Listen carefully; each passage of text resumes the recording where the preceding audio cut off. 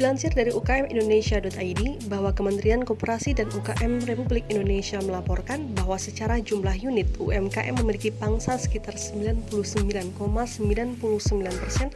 atau sebesar 62,9 juta unit dari total keseluruhan pelaku usaha di Indonesia tahun 2017. Sementara usaha besar hanya sebanyak 0,01% atau sekitar 5.400 unit. Usaha mikro menyerap sekitar 107,2 juta tenaga kerja atau sekitar 89,2%. Usaha kecil 5,7 juta atau sekitar 4,74%. Dan usaha menengah 3,73 juta atau sekitar 3,11%. Sementara usaha besar menyerap sekitar 3,58 juta jiwa. Artinya, secara gabungan UMKM menyerap sekitar 97% tenaga kerja nasional, sementara usaha besar hanya menyerap sekitar 3% dari total tenaga kerja nasional. Itu artinya UMKM berperan besar dalam mengurangi tingkat pengangguran di Indonesia. Di Indonesia, undang-undang yang mengatur tentang UMKM adalah Undang-Undang Nomor 20 Tahun 2008. Dalam undang-undang tersebut, UMKM dijelaskan bahwa perusahaan kecil yang dimiliki dan dikelola oleh seseorang atau dimiliki sekelompok kecil orang dengan jumlah kekayaan dan pendapatan tertentu. Dan pada kesempatan ini, saya akan mereview seorang pengusaha wanita. Beliau adalah salah seorang pelaku UMKM yang sangat amat hebat menurut saya. Saya sangat mengidolakannya dikarenakan beliau tidak hanya sekedar mengejar dunia, tetapi juga akhirat dari bisnis yang telah beliau bangun.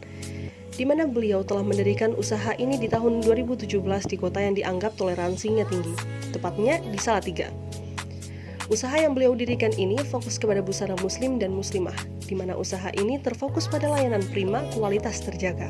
Setiap customer dapat memilih bahan, size, ataupun model sesuai dengan keinginan mereka, di mana kita tahu bahwa jarang kita jumpai konveksi yang menerima pesanan dengan jumlah banyak, akan tetapi ukuran berbeda-beda. Di dalam usaha itulah, beliau tidak hanya mengejar bagaimana untuk memenuhi kebutuhan duniawi, akan tetapi dalam usaha itu, beliau juga mengajak setiap karyawannya untuk melakukan hal baik.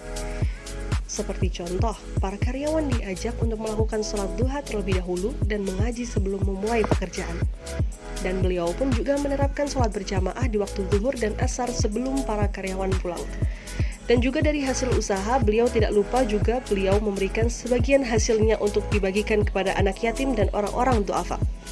Itulah mengapa saya sangat mengidolakannya.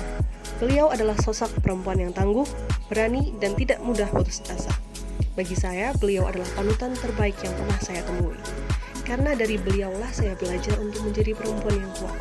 Perempuan yang berani mengambil resiko dan tidak boleh menyerah dalam keadaan sesulit apapun.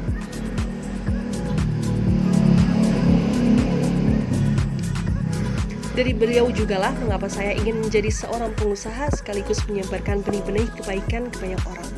Dari beliau jugalah saya belajar untuk terus menggapai apapun yang kita inginkan, baik angan, cita, dan harapan yang ada.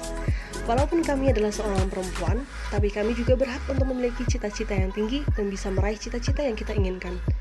Satu pesan saya kepada seluruh wanita Indonesia adalah beranilah bermimpi dan jangan takut untuk bermimpi. Kejarlah impianmu selagi muda dan ingat, nothing is impossible in this world. Sekian kilas cerita dari saya. Jika ada kekurangan, mohon dimaafkan. See you guys. Wassalamualaikum warahmatullahi wabarakatuh.